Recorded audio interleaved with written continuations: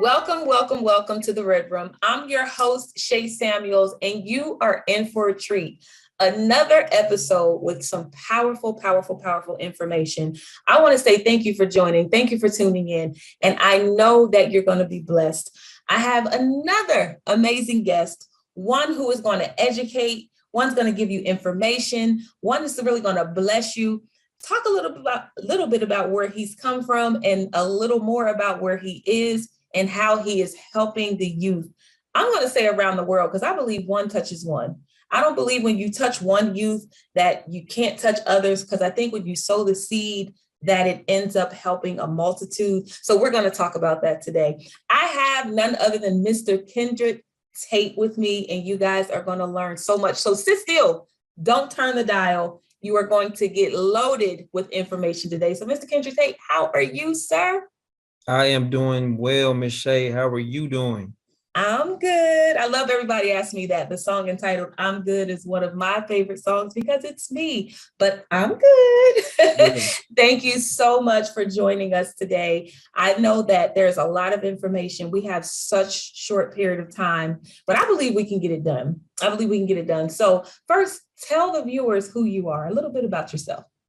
Well, I am Kendrick Tate. I am from Knoxville, Tennessee, born and raised. I am the baby of 7 kids. So I'm spoiled. Wow. I always been spoiled. Grew up in the inner city. And like I said, grew up in a big family, had 2 loving parents. Unfortunately, they both have gone right now, but they have instilled in me the resources and the willpower and the mindset to go on and continue not only living my story, but their story as well. So I'm a probation officer with Knox County Juvenile Court. Been doing this for 20 years. Been working with at-risk at probably about the same amount of time. Also with been doing this work called Game Changers. It's a mentoring program that we're educating middle school boys on how to prevent violence against women and girls. So I've been doing that for about 4 years. Wow. So that's where I'm at right now. I'm heavy in the youth. I love it. So listen here, there are some really good men out there doing some really good things. Not everybody on the street banging. Not everybody on the street trying to sell. Not everybody on the street ganging. There's some really good men who came from the inner city and they're giving back. You guys probably heard me on previous episodes where I said your pain can become your purpose. The things that you've been through can really allow you to open the door for other people. You just have to have that kind of like that mind transformation. So today, what we're going to be talking about, you heard him say he is a juvenile probation officer. And right now, as it stands, the world is just in so much turmoil as it pertains to gun violence. It pertains, listen, media is giving our children something not to think about, making it easy for them. You know, you got music videos that's showing kids with all this money, and they're showing kids that this is what life should look like. And anything outside of that, you are a failure.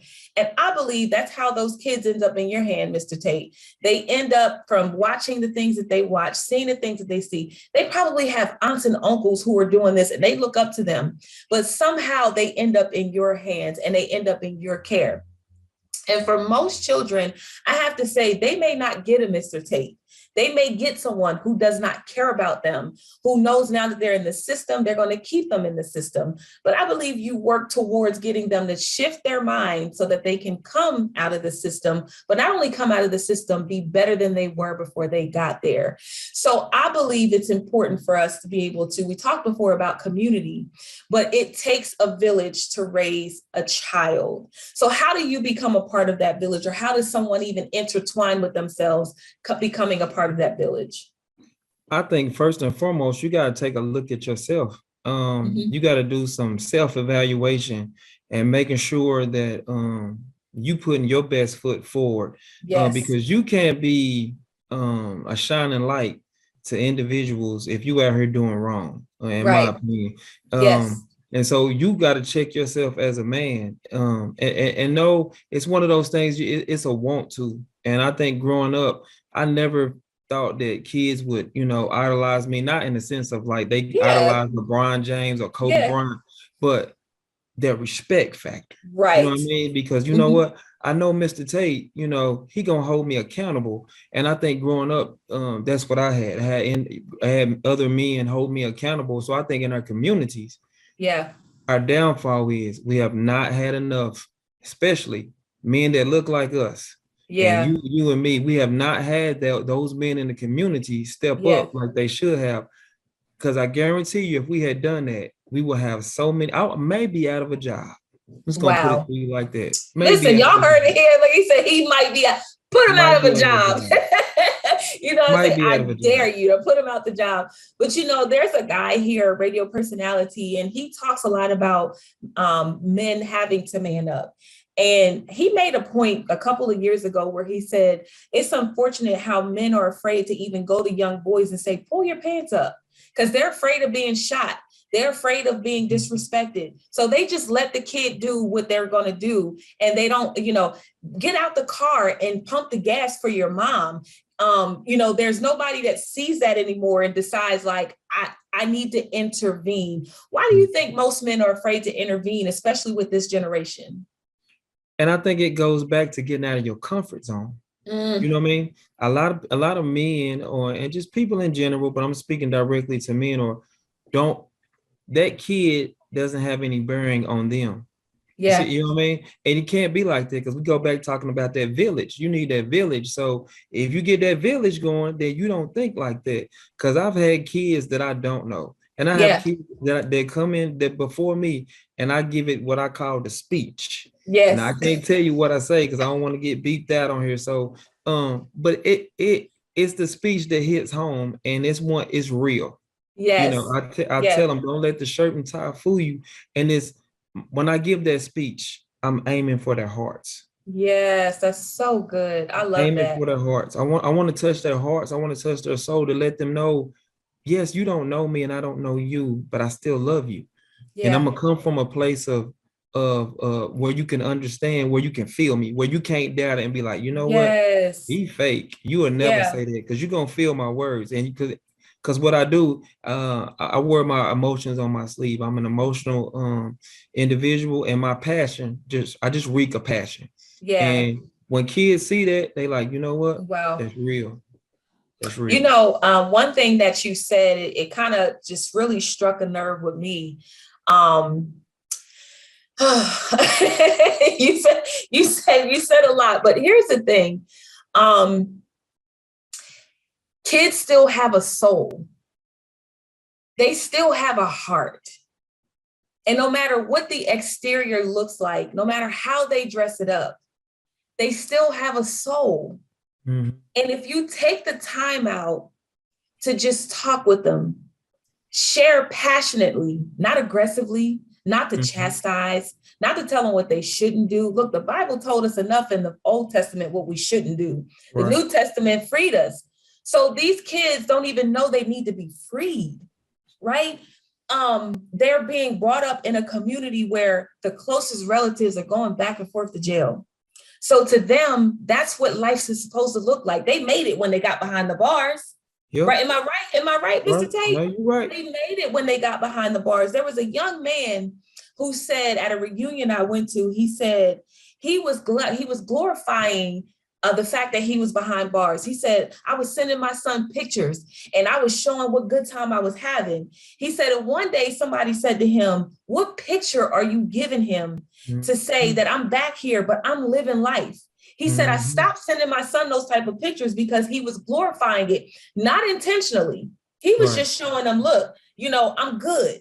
But if I'm showing my son that that's good, then what does he have to look forward to as he gets older? So I want to say that to someone who's listening today, somebody who's watching today, that you could be glorifying unintentionally the wrong thing. Know that your children are looking at you. Know that you are a model or an example of what they want to grow up to be one day. And no, you may not get it right. You really may not get it right, but you have an opportunity to give them a chance to just live. They have a heart and they have a soul. And what Mr. Tate said is the right word will prick them if you allow yourself to become uncomfortable. Yep. What do you have to say about that, Mr. Tate? you said it all. I don't even know what to say. You clean the house on that one. But yeah, just to reiterate that, and I make it a point to tell my clients that I love them. I do. Yes. Because Oh, those three words are probably the three words that you never hear in a household that yes. you should. Yes. And even in my own life, I don't think I say it enough because we not on this precious earth for long, and you don't No. know when your time is gonna be. So Yes. the one thing I want my clients to know, like, I'm a stranger. I don't know you. You know what I mean? I'm not gonna pretend that I know you, but Yes. I see you and I love you, and I Come want you on. to know that I care about you, and you're not just Yes. another case to me. So that I Yeah. want my clients to always feel that when I work with them. Now, the information that you're getting today, it really is to help free a family. I mean, that's basically what my goal is during this topic is to free a family.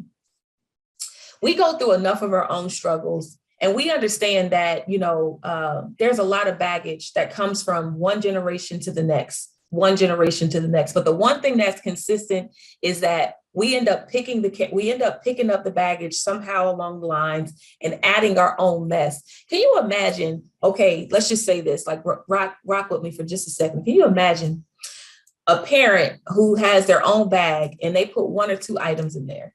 And then the kid grabs the bag and that one or two items of the parents is in there, but then they put three or four items in there. They grow up and then they end up having children. And the four items that they put in now, the children that they have six items that they're putting in there. And the baggage just grows. Eventually, it's going to be too hard for somebody to carry. And I believe that's who ends up in your system. Nope, I totally agree. And people don't understand the cycle. And once you work in juvenile justice, you can clearly see the cycle. I can go point out families and I could trace it all the way back, generation after generation after generation. I'm like, you know why it continues? Because you've had no one in the family Come to on. break that cycle because Come nobody on. knows how. And I've run across that so much in the court system and in all my 20 years of experience. And it's Wow. sad. It is really sad. Yeah. Yeah. What advice do you have for the parents out there who may be going through this system cycle that we see our children going through on a daily basis? What's your advice? How do we keep them? Well, here's the thing. The advantage is that they find you while in the system. And sometimes you got to go through to get through. Right. So I can say I'm honored to know that you're on the other side of them going through. Once they're in the system, what advice do you have for the parents that will help their youth, male or female, to become more of have more of an advantage after they've gotten into the system? I think first and foremost, you gotta be supportive. Mm. And the kid didn't get here by itself. And I Yes. tell the parents all the time, it's not directly your fault because you can do everything in your power. And I tell my clients all the time, it's only by the grace of God that I wasn't on the Yeah. other side of that desk. Because Lord Yeah. knows I did some stuff in my teenage years that was just dumb that just should have put me in the juvenile justice system. But it's Yeah. only by the grace of God that I didn't get caught. And so, but back to what I was saying, you got to, I mean, because it breaks you down as a parent, Yes. because you feel like a failure. So my biggest thing is you got to support that kid. You got Once Yeah. they get in the system, you got to love that kid because this is where this is in the juvenile justice system. They're gonna be nice to you because Yeah. on the other side, it's a whole different animal. And we tell them this all the time, like you become a number, and, you Yeah. become a statistic. And they're not gonna offer all these Wow. programs. They're gonna tell you they're gonna offer all these programs, but And they then they really don't. don't. They're just doing that for face value because Yeah. once you get in the system, it's hard to get out the system, especially for our Wow. Black and brown kids. And we already know how that system works for us. Yeah. Yeah. It don't look the same. We just gonna be Yeah. honest, Yeah. call an ace and a spade a spade. Yeah. And I was thinking about that as you said it, because it's so much harder to get out if we understood the injustice in the justice system and how it's developed, how it's structured. And I think we miss that, just educating ourselves daily. And I thank God for people like you and people that you know who are really setting a tone to be who you are in the community. It's effective. And it may seem a little like, I'm only touching a small group of people. There's a whole world of people out there who need a Mr. Tate. So shout out to all the people who are the Mr. Tates in different states. Yes, and different areas of the globe, because it is making a difference. Now, tell us about kind of the stressors. Of course, being a juvenile probation officer, like you said, we're talking about the kids and we're talking about pulling on their heartstrings, but it has to be mentally challenging for you as well, especially being a man who was in the inner city. You see it, you know it, you've overcome it. And I know you got to think like, why can't they just get it? Why can't they get it? But talk to us about the mental state that you're in after having to go through so much of this. Now, when I first started, I was gung-ho, and I was in a more intensive program that allowed, we were kind of like out of the office. We were like kind of like parole probation, juvenile probation officer. So I was doing late night curfew checks. I was knocking on doors at 12:30 and 1 o'clock. But once I got kind of like the regular probation job, as I got went to start working at Knox County Juvenile Court, it kind of settled down. But for me personally, it takes a toll on an individual, especially if you one that cares about you. Now, if it's just a job to you, then you don't really care. But I found a lot of times I was taking my work home. And I know now, with having a fiance and just having somebody that I can like talk about my cases, which I try not to do, and just working out, just staying busy, doing kind of like your own thing to get your mind off of that stuff. Because you can find yourself in I'll tell you this, burnout is the worst thing. Yes. Burnout is the worst thing I've had to deal with. And, being able to do something different, like Game Changers, like I was mentioning before, actually saved my career because it rejuvenated my passion to work with young people, because I wasn't doing it in a probation rule. I was actually being able to be a mentor and then talk to them in a different light. I love it. I love it. So for the probation officers out there who are going hard, look, you the new probation officers out there who like, I'm about to change the world. I'm about to change it. That was me. One house at a time. Listen, there's a such thing as burnout. And once you start dealing with the youth's mental incapabilities, I believe too, like when we touch people or when we connect with people, their spirits, they can really like, it can tear ours down as well. I'm trying to be nice about saying it, but it's a lot. I've had some demons in my office. I'm just gonna leave it at that. Come on. I didn't see the horns in the tail, but you can't tell me they weren't demons. I'm just gonna leave it at that, Shay. I'm just gonna leave it at that. Listen, look, we just gonna keep it real. If you're just tuning in, you are listening to Mr. Kendrick Tate, juvenile probation officer out of Knox County. And we're just keeping it real here because honestly, our goal is for you to get exactly what you need on this broadcast. If you don't keep it real, you can't free somebody. You can't really get the person to the next step.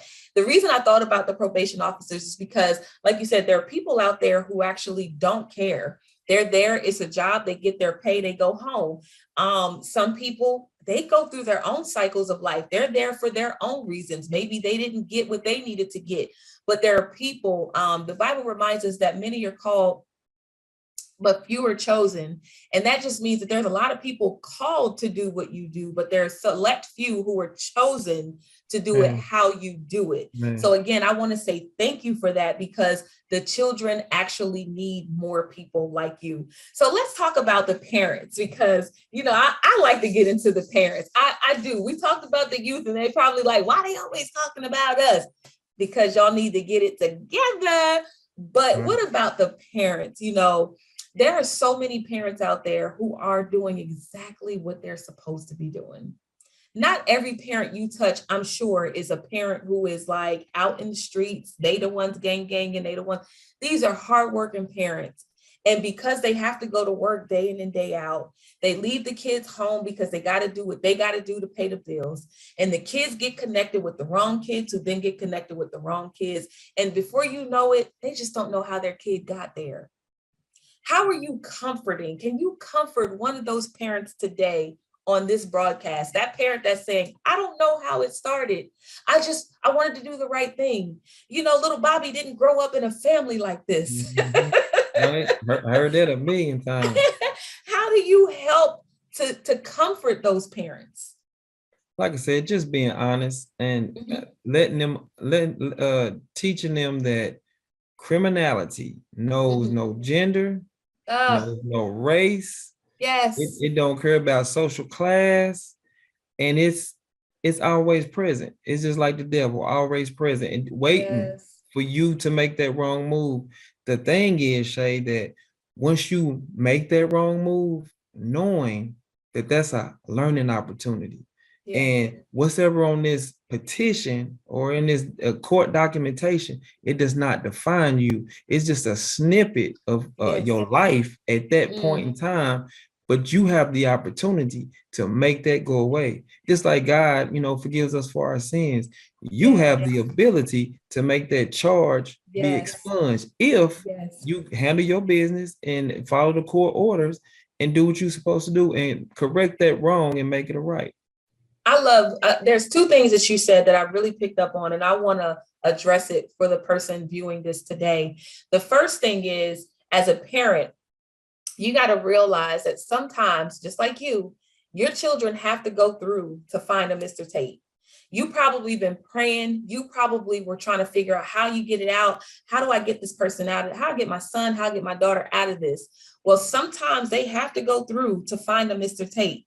And when they get to Mr. Tate, it's not going to be you that changes, but it's going to be him that transforms the way that they think. So if you look at it from that perspective, don't always say everything is going wrong. What's going right with the situation? So I need you to look at it from that perspective. Yes, the other part is whatever is on that documentation, whatever you see, I believe that my God can turn it around. I've never been in this situation, but I know a number of people who went in thinking they were about to do only 1 year to 5 years, and they came out with just probation, or they came out unscathed. My question to you is, what do you do after that? So even if your child is not in the system, I encourage you to look people up like Mr. Tate. Get them before they get into the system. Know the signs. Look it up. YouTube, Google. How do you know for a fact that my kid is about to go in the wrong direction? Know the signs. There's too much out there in this technology, this world of technology, for us not to know.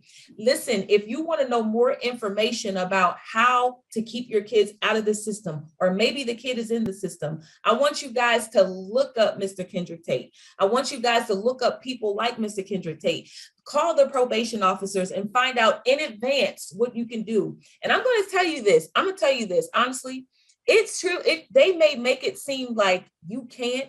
Well, we can't do anything. Your child's not in the system. If you are as persistent as you is about that stimulus check, if you are persistent as you are when it comes down to getting them Jordans for them, those Apple phones, nobody gets Androids, those iPads, those hats, those clothes. If you are just that persistent, be even more persistent to get them into an environment that can save and change their lives forever. Mr. Tate, we have 2 minutes left. Can you please just give a word of encouragement to someone today who is saying, listen, I need this information today? What word of encouragement do you have? I don't know who needs to hear this, but trust God.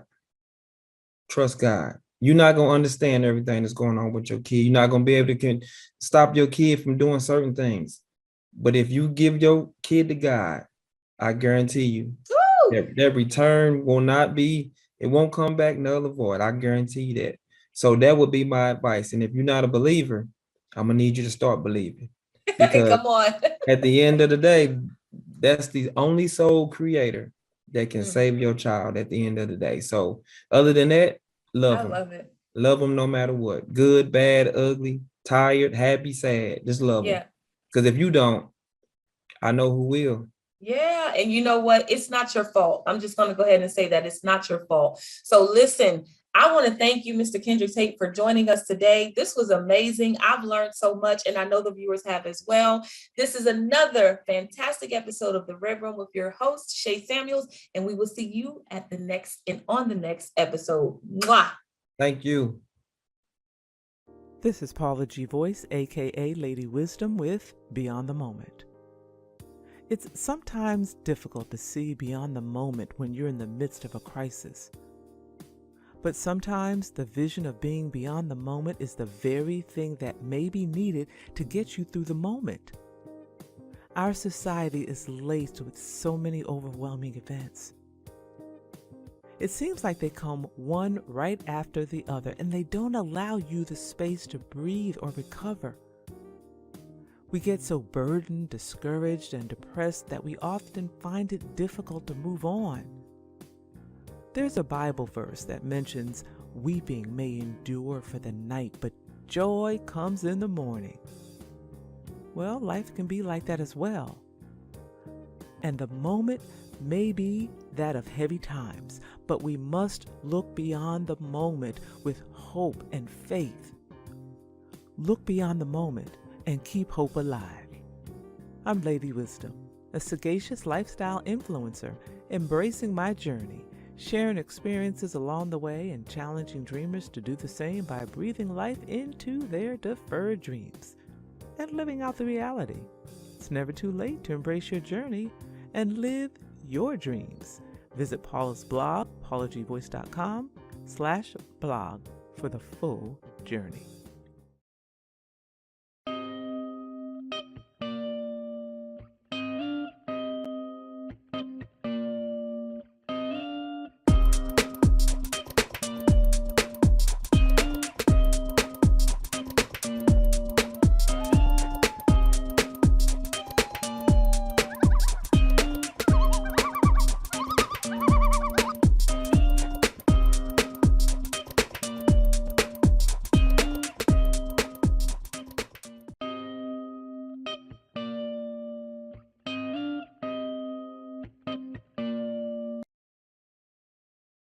This is Paula G. Voice, aka Lady Wisdom, with endurance. The unimaginable happens, and you have no idea how you'll make it through. Sometimes you feel as though you don't even want to bother. Yet we all have those moments at one point in time or another. There is life on the other side of that storm. Those moments when you must dig deep within and find the strength to endure. Rise from the ashes.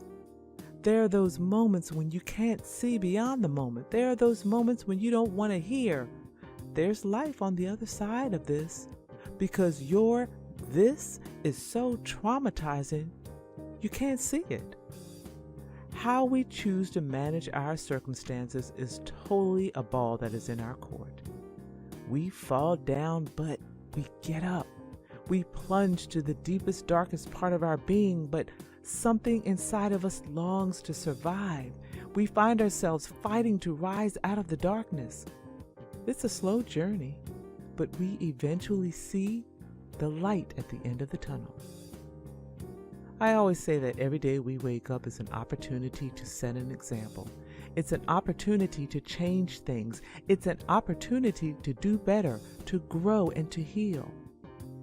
Someone made the analogy about eating an elephant one bite at a time. Now, literally, we're not in the habit of eating elephants.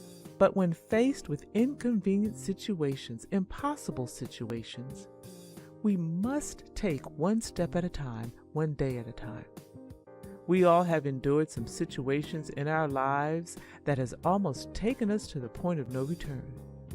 If we take our eyes off the moment and focus on where it is we desire to be, our goal, our destiny, we can take necessary steps to see our way through difficult times. Now, sometimes it may take therapy, prayer, meditation, and daily affirmations that help you make it through. Our lives are so full of difficult moments, but we must focus on the good times, the great events, the joys. As with any storm, tornado, hurricane that leaves destruction in its path,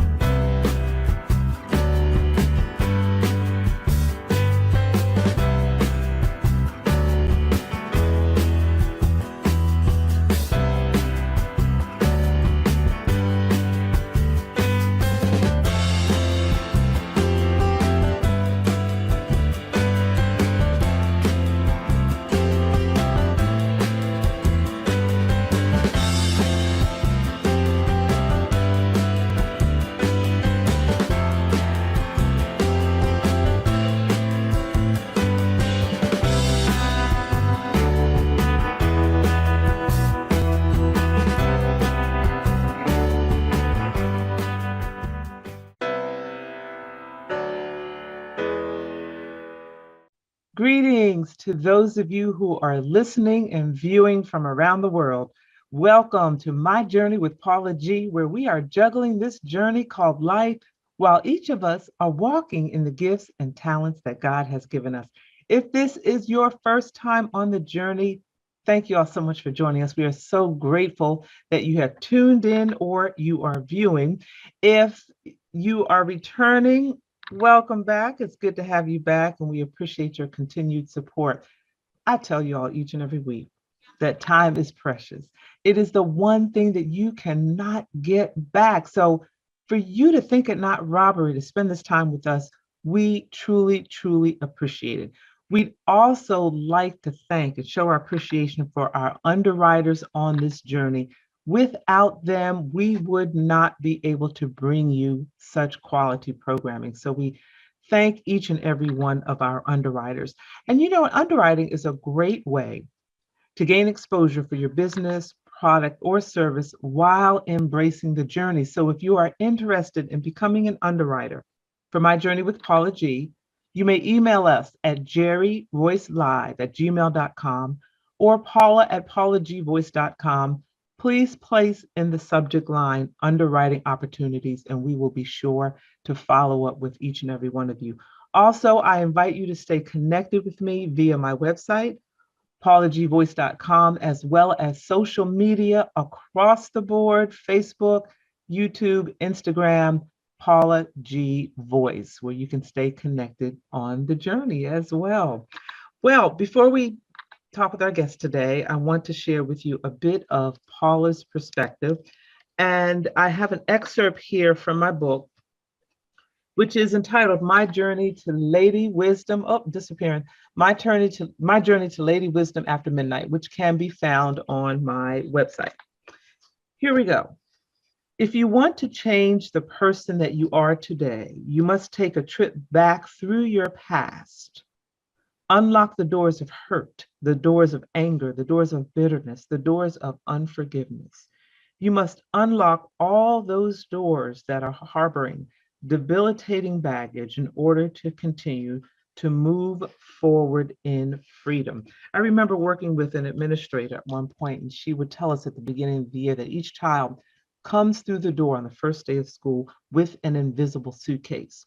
And it is our job to unpack that suitcase and to help the child through the 4 years. I was on the high school level, so through the 4 years of high school, navigate what is in that suitcase, unpack some of those things that need to be unpacked, help them to rewrite a new narrative if necessary so that they can move forward in their academic career as well as their personal lives. Each and every one of us comes to the table with an invisible suitcase that is full of the experiences from our past that manifest into our present, whether it's our mindset, our behavior, or what have you. So sometimes we do have to take a journey back to peel back some of those layers of those things that have not healed properly, to rewrite the narrative, to take the opportunity to heal properly so that we can move forward and be free from any of the hurt, the bitterness, the anger, or sometimes the depression. So I would encourage each and every one of you as you say your prayers, that you lift your petitions to the Lord and just ask for help on that journey for healing, because definitely in this day and age, with so much that is overwhelming each and every one of us, you know, we all could use that prayer for a healthier future. So I hope that helped you, and that is Paula's perspective. Well, it is time for our guest today. And our guest today is an author. She's a teacher. She is involved in spiritual wellness, and she's here to drop some nuggets on us today. She is Katerina Orr. Blessings to you, my sister. Thank you so much for joining us here on the journey. Thank you for having me. I'm excited to be here. Excellent, excellent. So you've been a busy, busy woman. So first of all, before we get started, tell us a bit about, you know, the theme of our show is juggling this journey called life while walking in the gifts and the talents that God has given us. So share with us a bit of how the last couple of years, because at the time of this particular show, we are still engrossed, shall we say, in a pandemic. So share with us a bit of how you have navigated the last couple of years or so? Well, pandemic time, I think it was difficult, and still is in some cases for everyone. But, I was blessed, first of all, with my career, that it was a easy move from office to home. I don't think it was so easy for students because, of course, we had to move to online learning. Um, but I just really took that time to work on me. It was a time where I had an opportunity to write my book or continue to write. I could reflect on my relationships with my husband and my children and my church family. So the pandemic overall it wasn't a good thing at all. But I was blessed to be able to use that time for the betterment of me, self-care, relationships, even professional relationships. I was able to navigate those things as a result of the time that was given. Before, I was the interim department head of the African American Studies program at Valdosta State, and I didn't have time to do anything at all. I was kind of put in that position. It was definitely a blessing, but it was a position that I had never experienced before. It's extremely fast paced and I was hanging with it.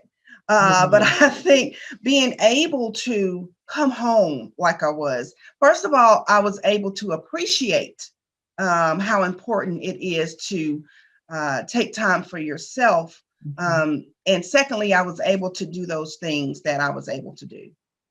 So it sounds like you really utilize that time to regroup, refresh, restore, perhaps rest. Yes. And I think for so many, like you said, the pandemic itself was not necessarily a good thing, Right. but how some of us were able to utilize it, there was some good that has come out of it. So in your role as an educator at Valdosta State University, which is located in Georgia, in the Yes. southern part of Georgia. My daughter Very actually southern. spent 2 years, freshman and sophomore year, at Valdosta State back in the mid 2000s or so before she transferred to Howard University. It's a beautiful campus, Yeah. beautiful part of Valdosta. Share with us a bit more about what it is that you do at Valdosta State and why you're so passionate about it. I've been there 16 years, and I actually started out in the English department. And after 4 years, I moved over to the African American Studies program, and I was there for 11 years. And that was the absolute best experience because I was able to influence African American students. Now, of course, it was diverse, and they weren't all African American students, but of course, the majority. And what I learned is those students who took those classes were already very aware of their identity. They were already aware of where they were, or their place rather, in society. So I was taking, I wouldn't say, this ball of clay. It was clay that was already developed and they just needed to be taken infinite. I was able to craft a class based on Beyonce's Lemonade visual album. That was great. It got national attention, and we were able to form what we called the sisterhood. No name, no anything. And the only stipulation was you had to go through the class. And once you went through the class, you were automatically able to join this sisterhood, which grew into this forum we did that was always very well attended, Black Women's Forum. So, Black images in film, a lot of different courses that I was given the liberty to craft, and they were always very well attended. Definitely passionate about being able to impart that knowledge to these, what I like to call half-grown half grown. I'm twice grown. They're half grown people. And they were just like sponges, like receptacles. They were just taking it all in. And even today, I still have major relationships with many of the students. After I was interim head for a year, I went back to the English department, and teaching English is my love as well. Of course, as freshmen, it's a little different type of relationship. I almost have to be in the mama role. The mama role with the ruler. Because this pandemic really did something. Yeah, I mean, it did something to the freshmen coming in. They went through something. And so we're still having the remnants of that and having to work that out so that they can be back to where they need to be. Right. So as teaching English, and I grew up in a family of educators. My aunties were, if they weren't in nursing, they were teachers.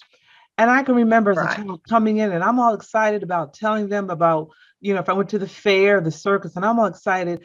And every phrase, they are correcting my English, so much so that when I try to get to the end of my story, I forgot what I said. And they're like, well, okay, child, what are you trying to tell us? And I would have forgotten what it was I was trying to say because they are correcting my English. So in this season that we're in, you may have to help me with this. I am struggling with, I think capitalization is becoming extinct, and punctuation. Need I go on? So it just disturbs my spirit.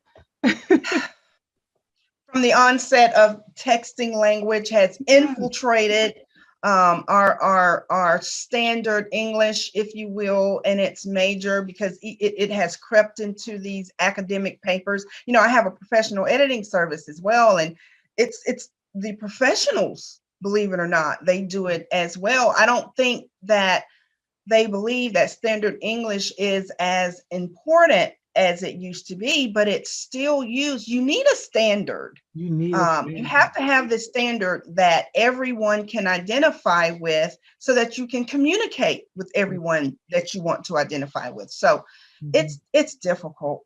It's difficult and it's amazing. It's in my syllabus. Please don't use texting language in your writing, and it still creeps up, and they pay. They pay. Yeah, My student, I'm sorry. They pay for it. Yes, and that, and I remember back, being an educator, I remember it's been, I would dare say, almost a decade now when cursive writing came out of the school, and I was having a challenge with the Postal Service. And one of the things I mentioned, I said, I can imagine you have this generation of new postal workers that are coming up that don't know cursive. And the supervisor on the other end, she said, yeah, that's becoming a challenge. So you got mail they're handling and can't read cursive because it was taken out of the schools about 10 years ago. Wow. So it's, I don't want to get off on these pet peeves, but to your point, the power of proper use of language speaks to where we are when it comes to communication nowadays. Right. That kind of trickles into other areas. It does. So experience in teaching English, which I would say would be a natural transition to becoming an author. Share with us a bit about some of what you have written. I write everything. It's funny because I've written screenplays, and I often put my screenplays into different writing competitions, and even one in New York, the international competition, I was able to place in the quarterfinals. So I write screenplays, I write stage plays. I've written and directed stage plays that have been performed in 4 different states. And then I edited and published authors' works. And it's something because people would often call me an author, and I would get annoyed. I'm not an author. I'm an editor. I'm an editor. I'm a publisher. I'm not an author. Did not think I wanted to write books at all. When you can write screenplays and stage plays, you just write action. It's just action, action, action. You don't have to describe the place. You don't have to, create this extensive dialogue, because it's what you see. It's the movements that the watchers or more audience, it's what they watch and want to see.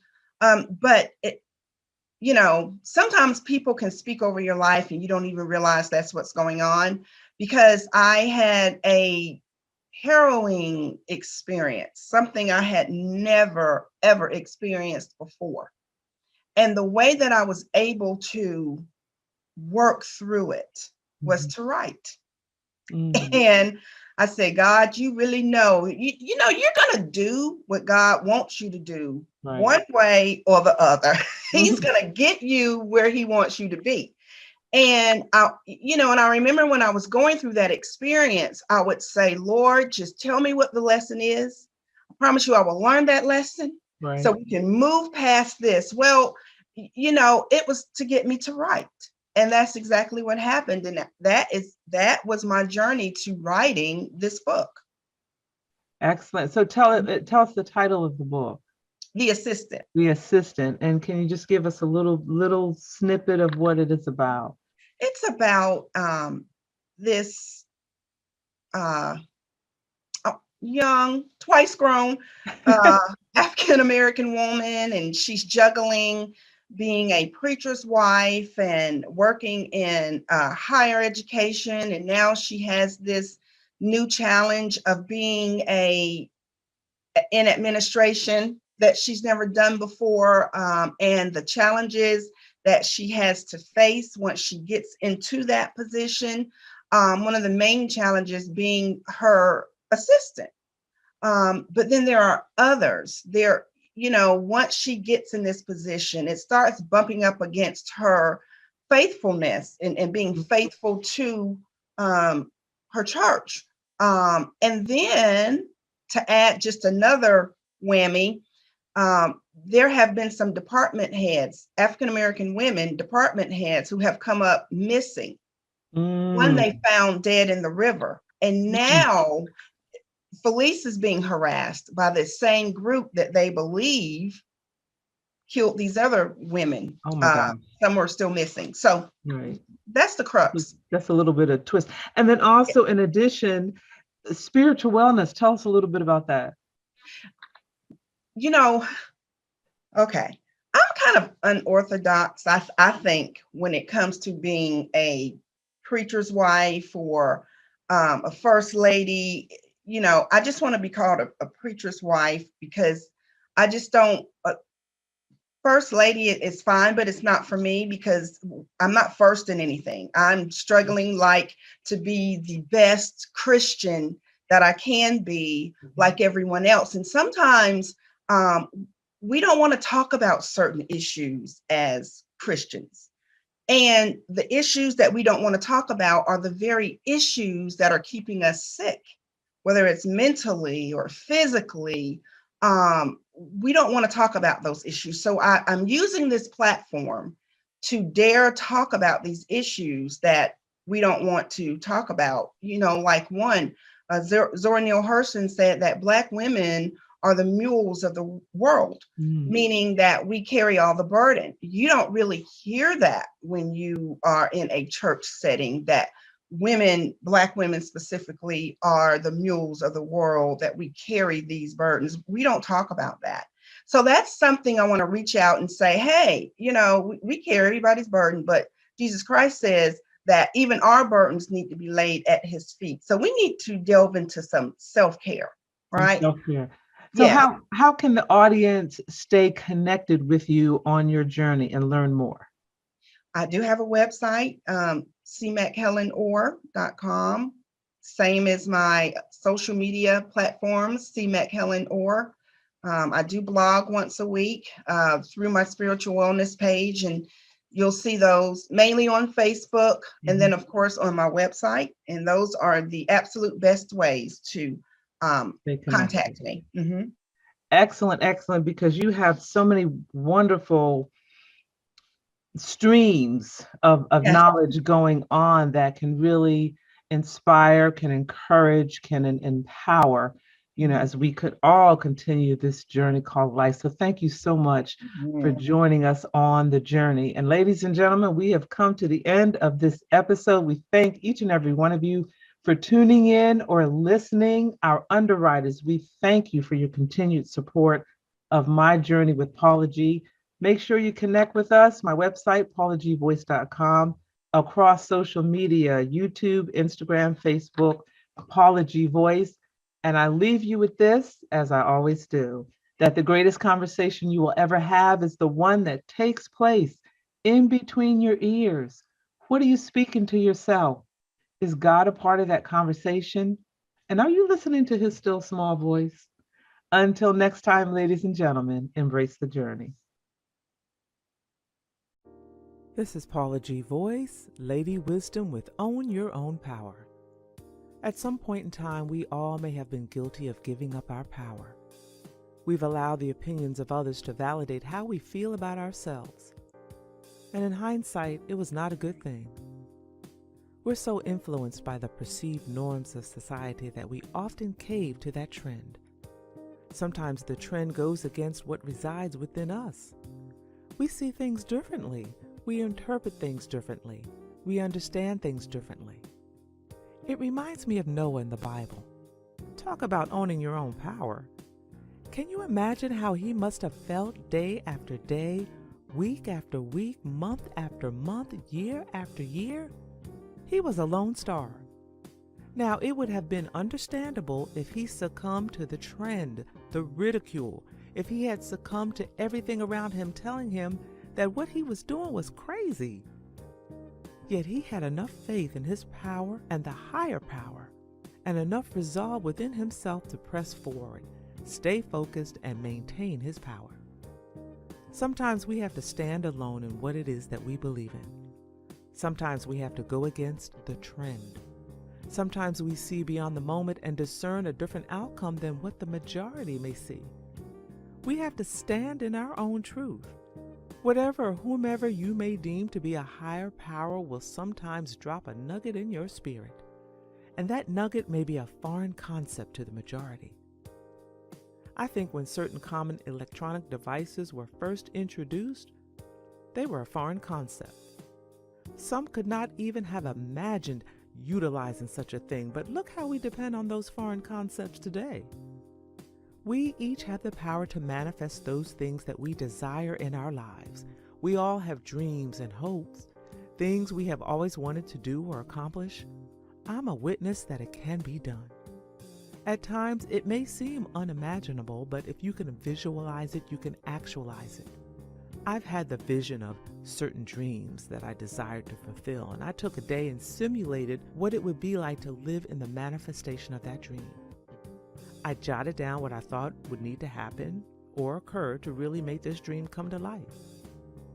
It was a powerful exercise because it helped me to see that the manifestation was more realistic than I initially thought. If we've learned nothing else in the season of 2020, we've learned that life and time are precious. I say this often because it bears repeating. Life and time are precious. So we need to live now. Live for today. Do you have a dream? Something you desire to achieve? Visualize it. Walk it out. Write the plan. Begin the journey. Own your own power and manifest your dreams. I'm Paula G Voice. I'm a sagacious, independent lifestyle influencer. I'm embracing my own journey and sharing experiences along the way.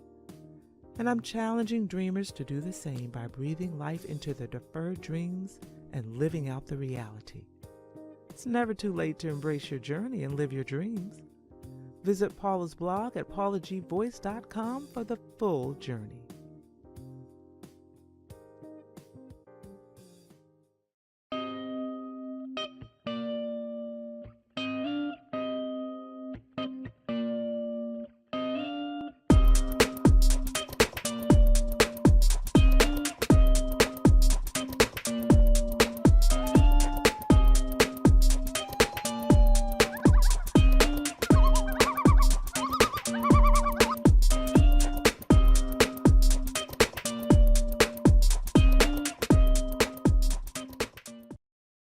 This is Paula G. Voice, aka Lady Wisdom, with Beyond the Moment.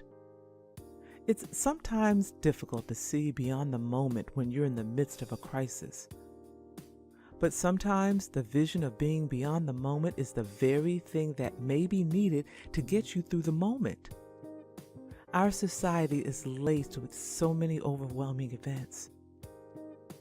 It seems like they come one right after the other, and they don't allow you the space to breathe or recover. We get so burdened, discouraged, and depressed that we often find it difficult to move on. There's a Bible verse that mentions weeping may endure for the night, but joy comes in the morning. Well, life can be like that as well. And the moment may be that of heavy times, but we must look beyond the moment with hope and faith. Look beyond the moment and keep hope alive. I'm Lady Wisdom, a sagacious lifestyle influencer, embracing my journey, sharing experiences along the way and challenging dreamers to do the same by breathing life into their deferred dreams and living out the reality. It's never too late to embrace your journey and live your dreams. Visit Paula's blog, paulagvoice.com/blog for the full journey.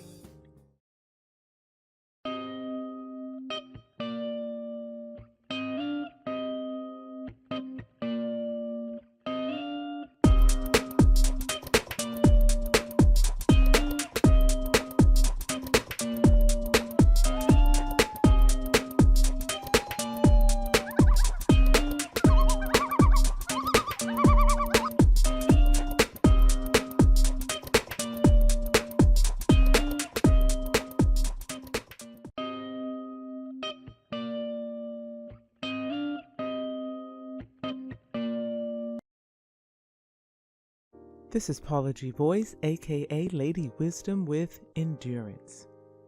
The unimaginable happens, and you have no idea how you'll make it through. Sometimes you feel as though you don't even want to bother. Yet we all have those moments at one point in time or another. There is life on the other side of that storm. Those moments when you must dig deep within and find the strength to endure. Rise from the ashes. There are those moments when you can't see beyond the moment. There are those moments when you don't want to hear. There's life on the other side of this, because your this is so traumatizing, you can't see it. How we choose to manage our circumstances is totally a ball that is in our court. We fall down, but we get up. We plunge to the deepest, darkest part of our being, but something inside of us longs to survive. We find ourselves fighting to rise out of the darkness. It's a slow journey, but we eventually see the light at the end of the tunnel. I always say that every day we wake up is an opportunity to set an example. It's an opportunity to change things. It's an opportunity to do better, to grow, and to heal. Someone made the analogy about eating an elephant one bite at a time. Now, literally, we're not in the habit of eating elephants. But when faced with inconvenient situations, impossible situations, we must take one step at a time, one day at a time. We all have endured some situations in our lives that has almost taken us to the point of no return. If we take our eyes off the moment and focus on where it is we desire to be. Here come the boss lady, the Kelly Holland Show. Watch out, let's go. Here come the boss lady, the Kelly Holland Show. Let's drop it. Here come the boss lady, the Kelly Holland Show. Come on, she gonna get it right. Research all about your life. Her info's always tight, talking just to get inside. Gospel talking, Bible walking, wanna help you see. Faith is calling and she's walking with the victory. The king is on her side and she never quits. Put you on the show and you reminisce. Creative to the point where she's making hits. Business savvy is a Kelly. Are you getting this? The Kelly Holland Show. I'm liking this. Kelly Holland Show. Come on, y'all.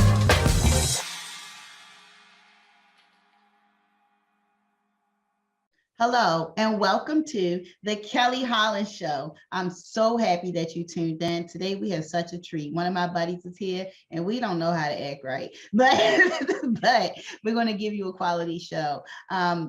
Listeners and viewers, please help me welcome Dr. Eric Holmes. Hey, sir. How are you, Kelly? It's always a pleasure, always an honor, to share with you.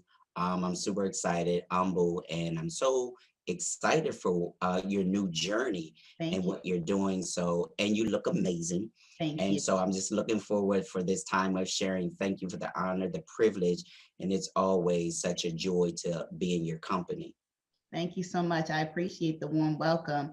Please let our viewers know, who are you? Dr. Eric Holmes, who are you? What it is that you do? This takes me back to the taping we did for Who I Am, the docuseries, where I sat to my big brother Batman, and we went through, this interview process. I am originally from Harrisburg, Pennsylvania, born and raised, come from a family of 8. Went to school, went to college, worked there, and then pause. A family of who? 8. Okay, so it was 10 people in that house. Well, I was next to the youngest. I was number 7, and so, but a time that some of them had moved out. But growing up, it was. I had 5 brothers and 2 sisters.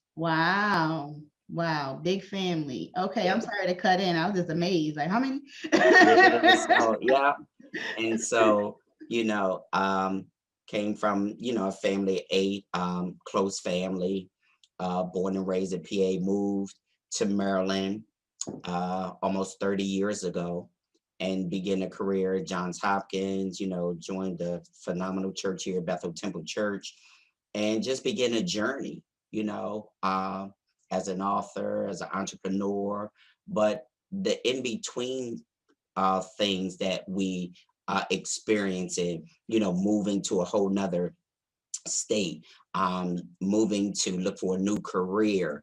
And so always been one of those go-getters, working hard, going to school, trying to be the best that I can be. And so people see us now, but there was a process, there was preparation, there was process of who we are, yet of who we are becoming. And so, I just tell most people, I'm just an humble servant who said yes, had to go through process, preparation, to where I am, yet to where I'm going. Amen to that, and such humble beginnings. And I'm so glad that you put God first, as well as your trust in him. And then you've reached so many mountaintops. Like, congratulations to you, brother. Please let us know, how is it being a Black person that is professional, successful, and seeing the racial distress going on throughout our communities and others. What type of initiatives has that motivated you to maybe come up with, or any ideas or groups that you may have already started in? One of the things is we are royalty. You got to know who you are, got to know whose you are. One, always keeping God first, but knowing that the family structure and culture that we come from has always been strong, been strength to us, no matter what we had to deal with.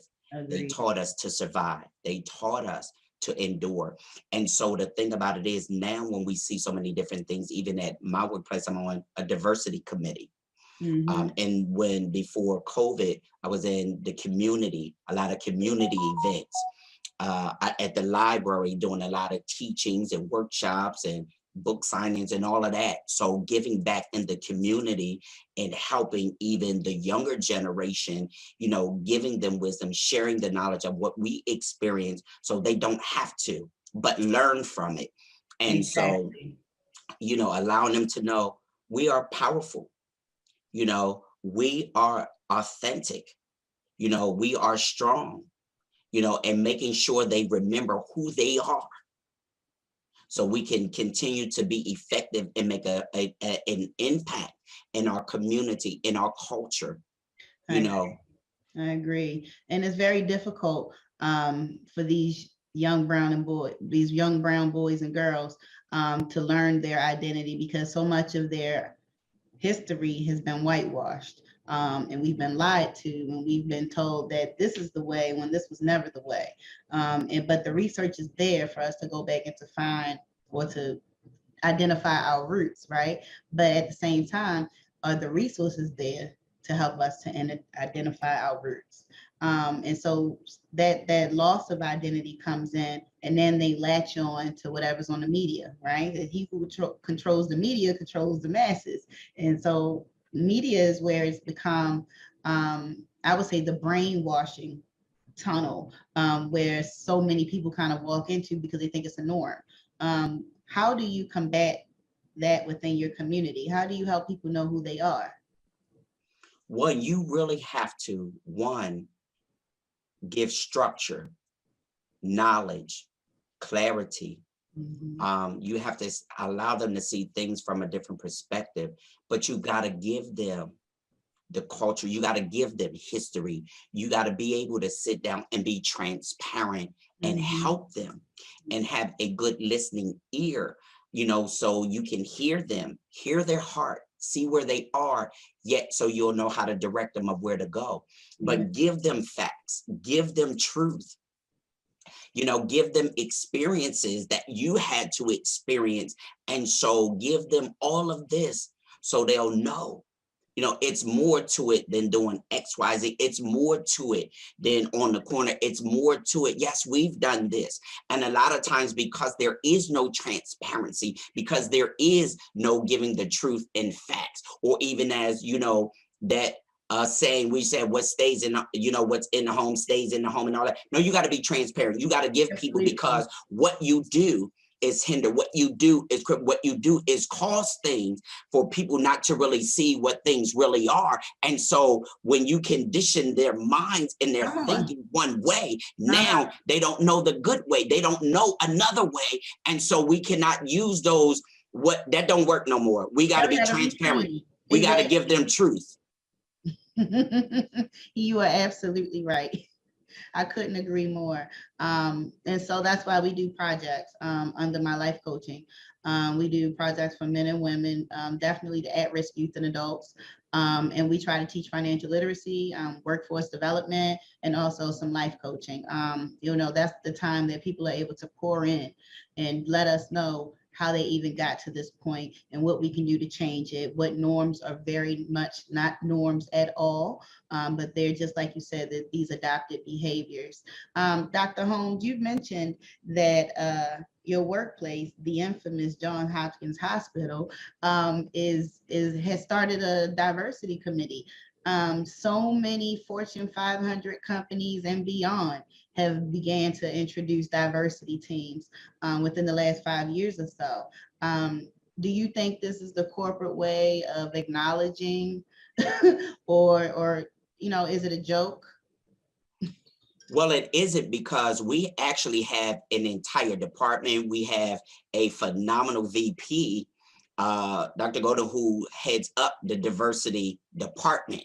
So, and even within different areas, we have diversity, you know, committees, teams, but you have to recognize it, one, because it's real. It's here and it's not going, whatever the diversity is, whether we're dealing with social injustice, whether we're dealing, you know, last month they celebrated Pride and so many different diversities, that you have to bring this to the forefront. You have to talk about it. You just can't sweep stuff under the rug, because it's being brought to the forefront. It's being brought in the news. It's being brought, you know, on social media in articles. And so now what we do, we've got to play our part. We got to do our part so we can help those. Exactly. Audience, I love speaking to other community leaders, servant leaders, because you always get to understand their passion and why they do what they do for the community.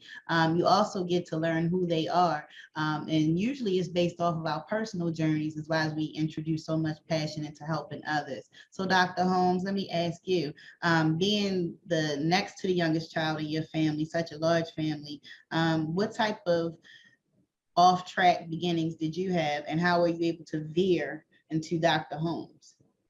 One of the things is, one, being next to the youngest, I was spoiled. So a lot that my brothers and them and my sisters and them didn't get away with, I did. And so being spoiled, and then but it also seems that you have a sense of entitlement because I was giving a lot, but however, still taught the principles of working hard, going to school. And even though with some of the things, like I used to, most people, they laugh about it when I tell them, but my class, the people that I graduated with, which now we just celebrated 35 years for the Harrisburg High class of 86, I threw the baddest like skip day parties. I threw like the baddest parties, like period, in PA. And like when I go back, we talk about it, but we respected one another, even where I am right now in my journey. And when they see me, it's because I still respect them, no matter where people are in life. We all got different paths, but we can talk about and laugh about, when we used to love to gamble, in school and play cards, or, when I threw the senior skip days and, all of that, and having, these amazing parties. Like I threw the bit from the house parties, the basement parties. And so when we talk about it now and we laugh about it, but one thing I will say is that if they needed somebody now to see where I am in my journey and where I am in life, if they needed prayer, if they needed to call on me, they know there's no judgment zone. Okay. My one buddy who will fight for me, like he's a sergeant, he was in the military, but he's a sergeant. Here's the thing. He'll say, yo, Dr. E, I need your prayer. I need your advice. You already know I got my E and J. But here's the thing. But for somebody to call you, respect you enough to know, to already let you know, but will call you when they're in trouble, or call you when they need advice, or call you, even though we grew up together. They knew I threw the party. They knew, but where I am now, but I respect them. And so we don't judge one another, because everybody's process is different. And everybody's journey is different. Absolutely. Everybody's journey is different. And I like to back that up with a math equation. So how many ways we get to 10? We can do 1 + 9, 8 + 2, 5 × 2, 1 + 1 + 1 + 1 + what do we get to 10? It's so many different routes, and that's why I say it that way. But the goal is to make it to 10. Whether you had an open door and somebody made it available to you, well, you got there a little faster. Or whether you had to climb and stumble and fall and get back up like I did, then you took a longer path. But nevertheless, we all made it to 10. And so it's important that everybody think about their goals in that way. It's like my timeline is not your timeline, nor does it have to be. What the focus is getting to the goal. Getting to the goal. Dr. Holmes, you started off writing books. What was your very first book called, and what have you learned from then to now? My very first book, The Power of the Seed, which is phenomenal and amazing, which is truly my heart and passion. From there to now, it was the process and the journey. It was to help me understand, the whole thing of seeding, sowing, planting, and even in our lives, when something's planted, when something's watered, when something's nurtured, and in this whole process of getting to the goal, which is the harvest, getting to the goal, which is the finish line, and understanding that there's roots that expand and grow, and the whole analogy and revelation from the natural aspect to the spiritual aspect, from the farmer to the believer, but the in-between process is the valuable part, and how you have to deal with that in order to get to the end process. Mm-hmm. Amen. So now we're down to your newest book. Is it out already, or are you both out? Okay. So I can speak about it in time. Okay, so there we go, y'all. Go ahead and hold it up for our viewers. It is titled My Next Season is Due Season by Dr. Eric Holmes. such a talented man, I may say. But what was your inspiration behind this book, and why was it important for you to share? It's amazing because when I did The Power of the Seed, not knowing that God gave me my next season is due season, but it wasn't until 5 years later that he gave me that it was processed and the revelation of it, but he tied it in when he gave me that. But it helps you even a spin off from that as it shifts into the process, the preparation of getting from one season to the next, and that we cannot skip seasons, that we must endure the season that we're in order to get to the next season. But there again, there's something in the middle of the process I must do, and how we handle the middle process is going to determine the outcome. So there's process and preparation and order. But here's the thing, you must endure one season to get to the next, even though it seems like we're in summer, but yet we just came through spring. I can't jump the fall without going through summer. I love it. Come on with it, Doctor. Dr. Pastor Reverend. I love it. I love it. I love it. We're nearing the end of the show. I knew this was going to happen. I knew we would get into it. It just feel like regular and old friends. And then boom, we ran out of time. We definitely are going to need a part 2 just to make this work. I'm requesting it right now from my producers because there's so much more that Dr. Holmes can share, and there's so much more that he can give out, and there's so much more that you can buy from him as well. Dr. Holmes, please let our viewers know where they can find your newest project and any other projects that you have out, and any dates that they should be aware of. This is your time to plug away. Well, thank you once again, Kelly. I'm so amazed, so honored. Thank you, Batman and Positive Power, where you feel the power. This amazing show and your new journey. On Amazon, Barnes and Nobles, you can find those, or message me, social media, and reach out to me. Or in the libraries, you can find them in the libraries. And so I'm super excited about that because I just got notification. Not only that, it's on the shelf too.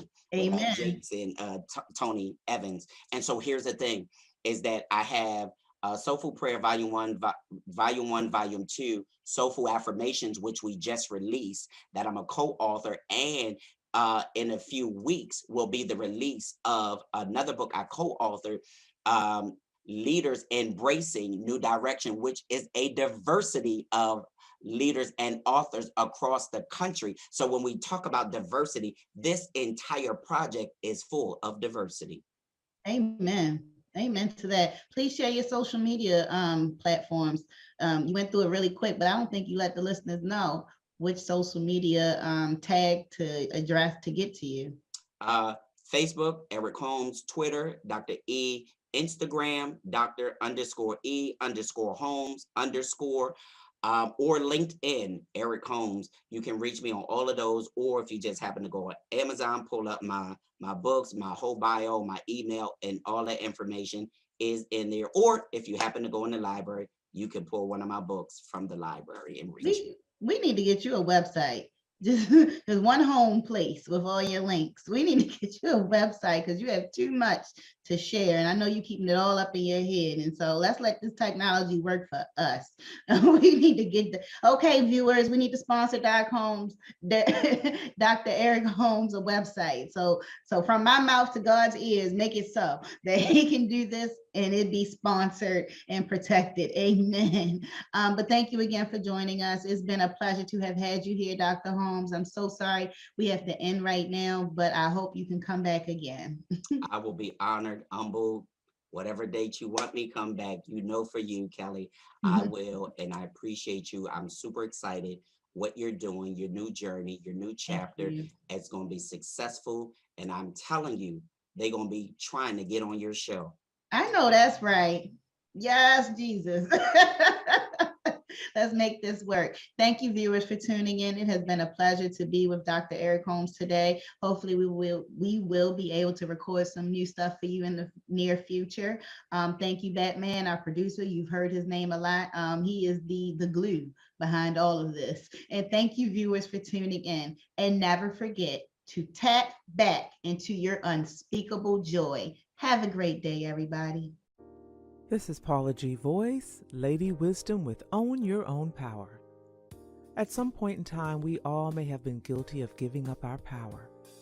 We've allowed the opinions of others to validate how we feel about ourselves. And in hindsight, it was not a good thing. We're so influenced by the perceived norms of society that we often cave to that trend. Sometimes the trend goes against what resides within us. We see things differently. We interpret things differently. We understand things differently. It reminds me of Noah in the Bible. Talk about owning your own power. Can you imagine how he must have felt day after day, week after week, month after month, year after year? He was a lone star. Now, it would have been understandable if he succumbed to the trend, the ridicule, if he had succumbed to everything around him telling him that what he was doing was crazy. Yet he had enough faith in his power and the higher power, and enough resolve within himself to press forward, stay focused, and maintain his power. Sometimes we have to stand alone in what it is that we believe in. Sometimes we have to go against the trend. Sometimes we see beyond the moment and discern a different outcome than what the majority may see. We have to stand in our own truth. Whatever or whomever you may deem to be a higher power will sometimes drop a nugget in your spirit, and that nugget may be a foreign concept to the majority. I think when certain common electronic devices were first introduced, they were a foreign concept. Some could not even have imagined utilizing such a thing, but look how we depend on those foreign concepts today. We each have the power to manifest those things that we desire in our lives. We all have dreams and hopes, things we have always wanted to do or accomplish. I'm a witness that it can be done. At times, it may seem unimaginable, but if you can visualize it, you can actualize it. I've had the vision of certain dreams that I desired to fulfill, and I took a day and simulated what it would be like to live in the manifestation of that dream. I jotted down what I thought would need to happen or occur to really make this dream come to life. It was a powerful exercise because it helped me to see that the manifestation was more realistic than I initially thought. If we've learned nothing else in the season of 2020, we've learned that life and time are precious. I say this often because it bears repeating. Life and time are precious. So we need to live now. Live for today. Do you have a dream? Something you desire to achieve? Visualize it. Walk it out. Write the plan. Begin the journey. Own your own power and manifest your dreams. I'm Paula G. Voice. I'm a sagacious, independent lifestyle influencer. I'm embracing my own journey and sharing experiences along the way. And I'm challenging dreamers to do the same by breathing life into their deferred dreams and living out the reality. It's never too late to embrace your journey and live your dreams. Visit Paula's blog at paulagvoice.com for the full journey.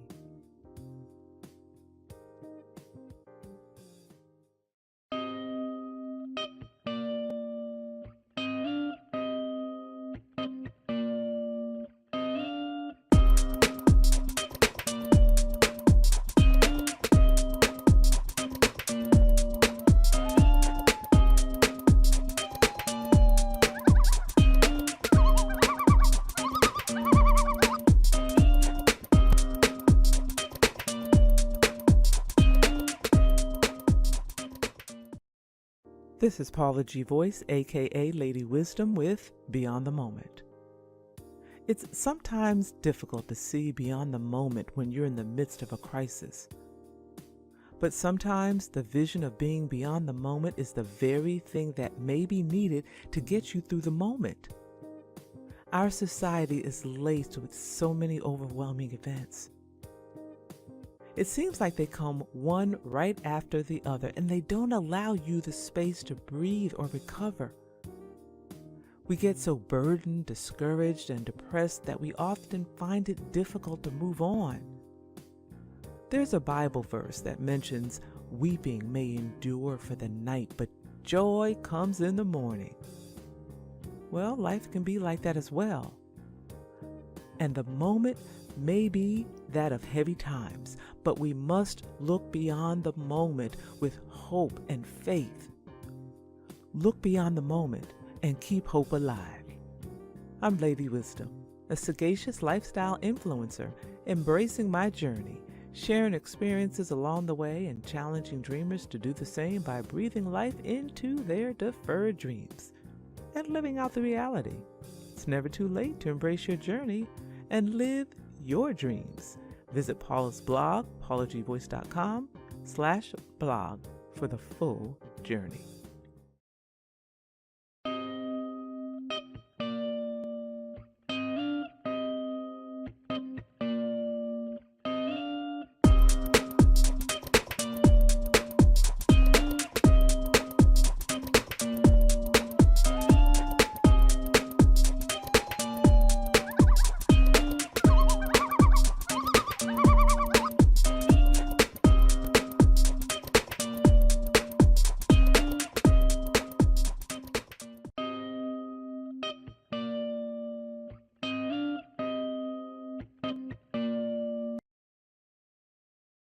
This is Paula G. Voice, aka Lady Wisdom with Endurance. The unimaginable happens, and you have no idea how you'll make it through. Sometimes you feel as though you don't even want to bother. Yet we all have those moments at one point in time or another. There is life on the other side of that storm. Those moments when you must dig deep within and find the strength to endure. Rise from the ashes. There are those moments when you can't see beyond the moment. There are those moments when you don't want to hear. There's life on the other side of this, because this is so traumatizing, you can't see it. How we choose to manage our circumstances is totally a ball that is in our court. We fall down, but we get up. We plunge to the deepest, darkest part of our being, but something inside of us longs to survive. We find ourselves fighting to rise out of the darkness. It's a slow journey, but we eventually see the light at the end of the tunnel. I always say that every day we wake up is an opportunity to set an example. It's an opportunity to change things. It's an opportunity to do better, to grow, and to heal. Someone made the analogy about eating an elephant one bite at a time. Now, literally, we're not in the habit of eating elephants. But when faced with inconvenient situations, impossible situations, we must take one step at a time, one day at a time. We all have endured some situations in our lives that has almost taken us to the point of no return. If we take our eyes off the moment and focus on where it is we desire to be, our goal, our destiny, we can take the necessary steps to see our way through difficult times. Now, sometimes it may take therapy, prayer, meditation, and daily affirmations that help you make it through. Our lives are so full of difficult moments, but we must focus on the good times, the great events, the joys. As with any storm, tornado, hurricane that leaves destruction in its path, life goes on afterwards. Life may not ever be the same. Life may look different.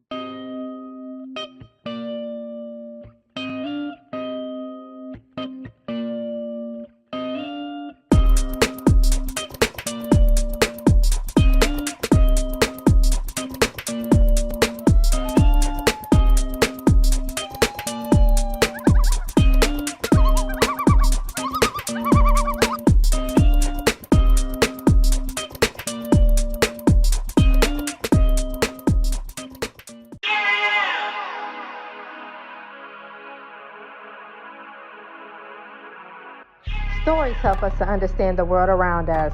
They allow us to laugh. They allow us to cry. They give us the ability to feel and provide us with an outlet to heal. Join me as I get to know some of the amazing people behind the stories that we read in order to truly discover the story that has been hidden within each of us.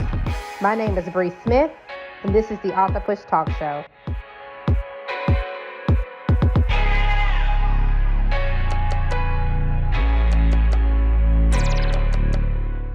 Welcome to the Author Push Talk Show. I'm your host, Bree Smith. Today we have an incredible guest. Her name is Ray Lee. She's going to be talking about her children's book, Big Trucks, Big Trucks. I cannot wait to hear more about this. So welcome to our show today, Ray Lee. So can you tell the people a little bit more about yourself? Yes. Again, my name is Ray Lee. I am the author of Big Truck, Big Truck. I am a children's author and also a writer. And I am from the Midwest, and I love writing, reading, and all that great stuff, and anything that's fun and educational. Amen. Amen. What part of the Midwest are you from? Illinois, not Chicago, but like the southern part. Yes. Oh, okay. Yeah, I grew up in Louisville, Kentucky. So okay, up the road, down the street, neighbor. Okay. Okay. I live out here on the East Coast now, but yes, still feel like I'm more Midwestern than Southern. Everybody's like, oh, nah, Kentucky South. I'm like, I live right across from Indiana, so I consider myself Midwest. Because we know those Southern Kentucky folk a little different. So way different. Yes. Well, I also know that you are a counselor too. So yes. Do you do children? Do you specialize in children counseling, or do you do like more adult counseling? More adult counseling. I love working with children. I have done counseling with children, but I know that my specialty is more with adults. And I'll say that I'm really good with children, but that is a population where you can't just save all those kids and take them home with you. So, I have to be mindful of, making sure I have boundaries there when it comes to that, because some of the things that children are going through in their homes or in foster care or something like that, it's a lot to take in, and you don't want them to leave because you don't know sometimes they're going to be safe, So I realized that that's probably not my area. Right. And it's so funny you say that, because I know this is so funny how the Lord brings everything back full circle. But when I first went to college and undergrad, I actually got my degree in psychology.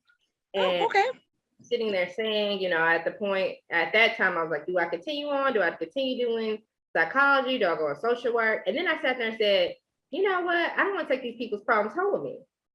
I don't want that, because I feel it's going to be a burden, right?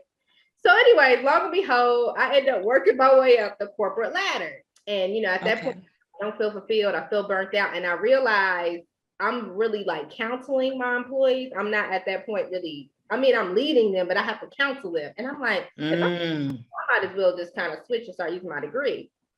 And so after that, after I came out of the corporate field, I actually went into therapeutic day treatment counseling in the school system. Now, mind you, I've never wanted to work with kids. I did not, because of my own trauma growing up. But I was just like, man, look, I could do adults. I ain't trying to handle these kids. And then especially in middle school. But what I found was I loved it. I loved working. But like you said, I felt like there was a lot of issues that I saw that the school system wasn't providing, even within our own services, that we were not providing for those children. And me being me, try to be like superhero. I'm trying to take on all these issues, and I'm like, sis, these ain't your kids. First and foremost, these ain't your kids. That's true. You know what I mean? And secondly, you can't do that by yourself. Like that's still the responsibility of the parent. That's still the responsibility of the school. You know what I mean? And so that did start to take a toll on me. But I do realize that a lot of that stemmed from childhood and dealing with a lot of trauma for myself, right? Because I was abused growing up. By my father, and just growing up in that abusive household, seeing my mom being abused, seeing my, being abused myself, you know what I mean? Like that took a toll on me. And even like the, how I saw the world, right? Really took a toll on me. So I commend anyone who is out there and you can handle that. I can handle it to an extent, I would say. Yes. I do find it fascinating because I ended up writing, that's how we connected. I ended up writing a children's book based off my testimony. You know what I mean? Based off what happened to me as a child. And then you wrote this children's book. So what inspired you to write a children's book instead of like, maybe writing like a regular novel or a memoir? which is weird. And I'm going to say this because, you know, for years, I've always written like adult content, whether it's short stories, a little bit of a novel here and there. And I never published anything. And so I wrote my first children's book, I think in 2009. I just typed it up, put it away, nothing fancy. It was cute story. Then after a while, you know, I'll still write other things. And then the children books, they start flowing a lot more. And I don't know if that was God saying, oh no, you're going to write something. You're going to put out something. And everything I would write, you know, via, you know, whether it's inspirational things or anything, I would put it away. But the children book, this is what came first. And I don't know if I wasn't just being obedient or what. I just wasn't really sure about if writing was really going to pay off, you know? I think that's what it was, you know? Right. So can you tell us a little bit more about Big Trucks? Yeah, so Big Truck, actually, this is so random. This is why I know it's random. I was in a car with my daughter in May of 2020, and I saw this semi truck going through the intersection. And the truck, you know, I said, Big Truck, where are you going? My daughter repeated after me and said, Big Truck, where are you going? And so I asked him, do you know where do you think he's going? What do you think's in his truck? And I started to have a conversation about logistics and transportation and how it affects the economy and our communities. And so, I mean, not just semis, dump trucks, you know, delivery trucks. We had a fun and great conversation about that. And I talked to her about this, and I figured like other kids may want to know about this as well, but I didn't want to bog them down with logistics and all that great stuff, but I wanted them to know about it, but in a fun way, and get them to start thinking about when they're at the store, when they go to the store, when they see a truck, whether it's a fire truck, anything, like what's happening with this truck? You know, how is it serving us in the community? That. Yes, I love that. So with your book, I know you've been doing a lot of stuff with schools, but you know what I just thought about? Have you did anything? I don't know. Somehow I was thinking like connecting that with like economics or economy. Not yet, but I think that's a good area as well. I haven't yet, so that's a good idea, Bree. Thank you for that.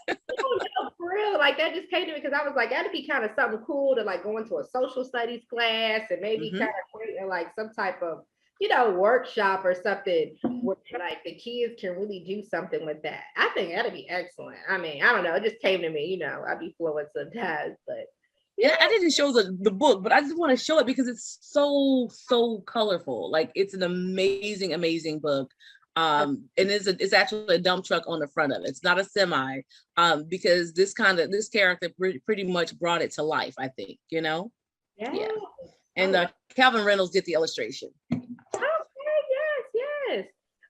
So what inspired you to be a writer? You said you've always loved writing and things like that. So is that just like a hobby or a passion of yours? Honestly, I think it's a quiet passion. You know, it's one of those things that you know you can do, but you think that you're better at other things. Hence me pursuing other areas as far as like counseling. And it's weird, Bree, that you said about I was actually a business major. Oh, wow. So I was not even listen, I'm with you with the mental health, not mental health, but like people's problems, right? And so, but I switched over from business to psychology, and I was almost done with my business degree, but I really like psychology. And so I pursued all those other interests, and I still would write, but I would just tuck it away. I would send out like these inspirational messages every morning to my family and friends and things like that. And I'll get them, they'll come back and say, so one of my friends always said like, so you don't want your own like Hallmark cards or something like that? You don't want to do anything with this? I'm like, yeah, eventually I'm going to, but you know, I was just pursuing everything else. Right. I understand that. So have you thought about writing like any books, like memoirs, or just like any books for adults or anything? Or are you just gonna stick with the children's thing? Honestly, I have one novel in my mind. Like it's not done, but it's there. I have it, but I do have a couple novels that I've actually started and I haven't finished. And so I think eventually I will publish those. I do have a compilation of short stories, and maybe some of them I can branch them off and maybe make them novels as well.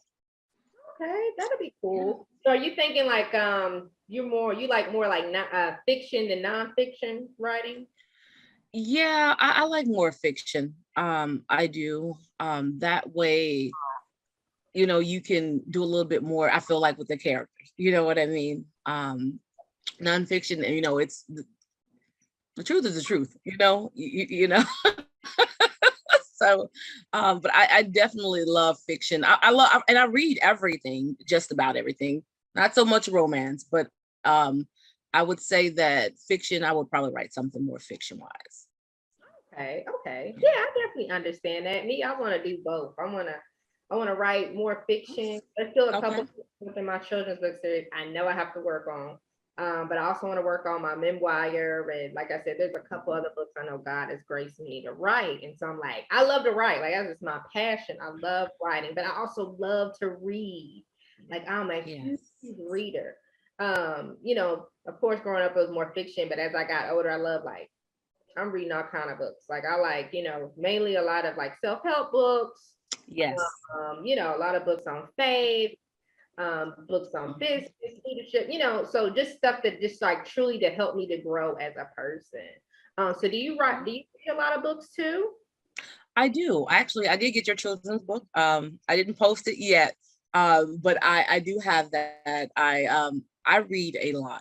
And many of the ones that you actually named, devotionals, faith-based, I read. I like mystery. I like mystery. I like a little bit of drama. I like that suspense. Love those. And then, of course, I do like a little bit of the sci-fi stuff as well. So you know, I have a variety of things that I read, and of course, you know, poetry I love. And so, so yeah, I love just about all books. I'm not a romance buff. It loses me. It loses me because maybe I can't conceptualize what's happening in a lot of the scenes, and it seems so cheesy. So I just don't like it. Oh wow, you know, and it's funny because I know back in the day, before I got married, I would read like a lot of romance novels. You know what I'm saying? But I feel like romance novels do get you caught up because you'll be sitting there having this ideology of who your person's supposed to be. And then when you get with somebody, you're like, hey, you ain't like how this book portrayed. Yes, exactly. You know?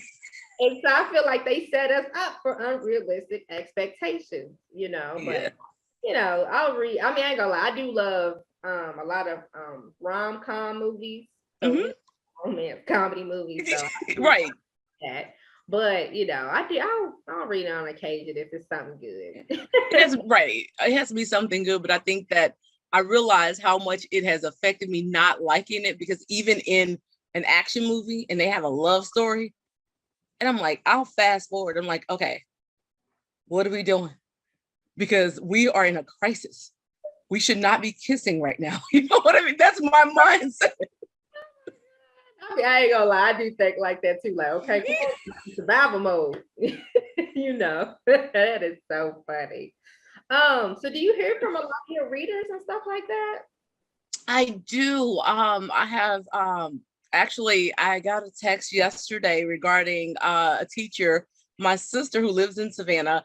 Her neighbor's a teacher, and so she took the book to her class, she read it, and the parents sent her pictures and said, please get us to the author.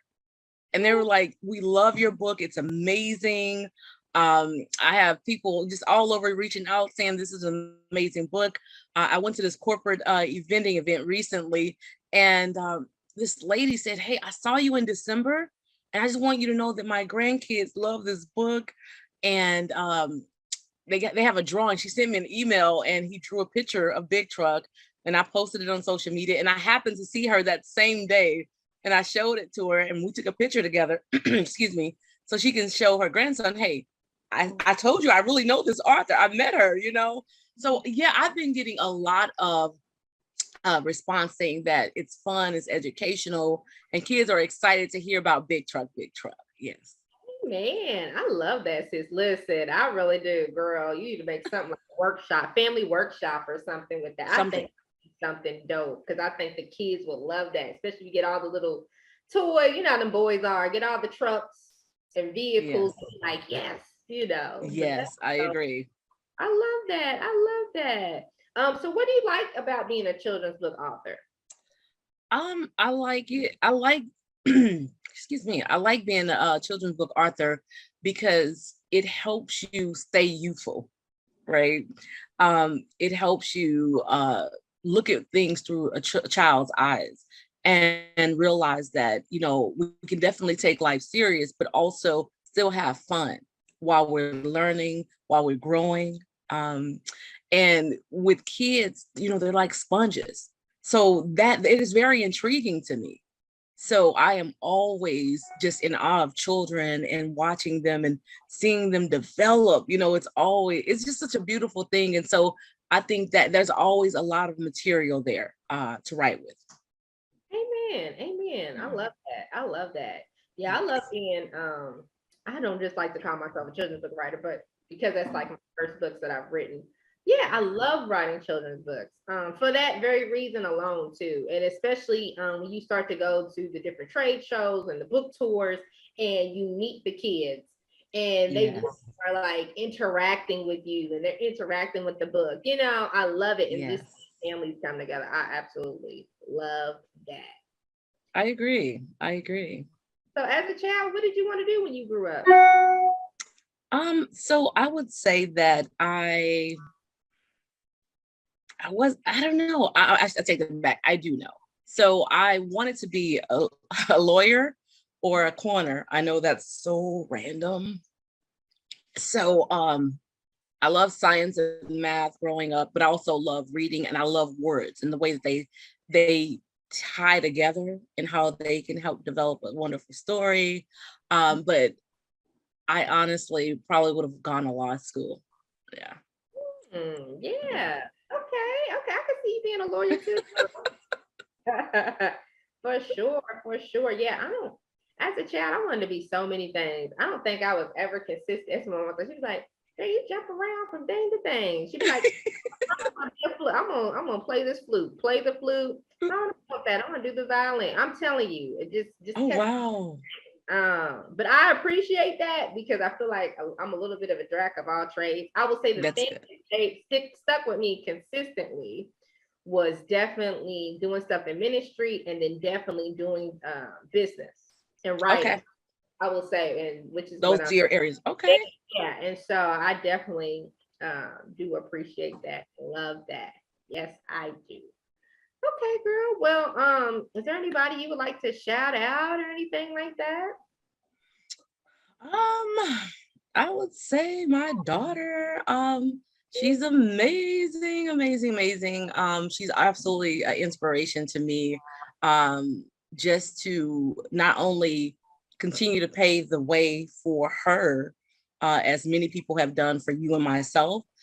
She's always my cheerleader. She's always encouraging me, and she's probably the first person that made me introduce myself as a writer, as an author. I'm serious. Well, as an author, I should say. I remember we were somewhere, and I was like, "Oh yeah, you know, my name is Ray," and she was just like, and they were asking me what do I do, and I was telling them about counseling, right? And she's like, "Oh no, she's an author. No, she's an author." Wow. Her name is Ray Lee. Her book is Big Truck, and she writes great stuff. And like I'm like she's 8. Yes, go mama. Yes, I love it.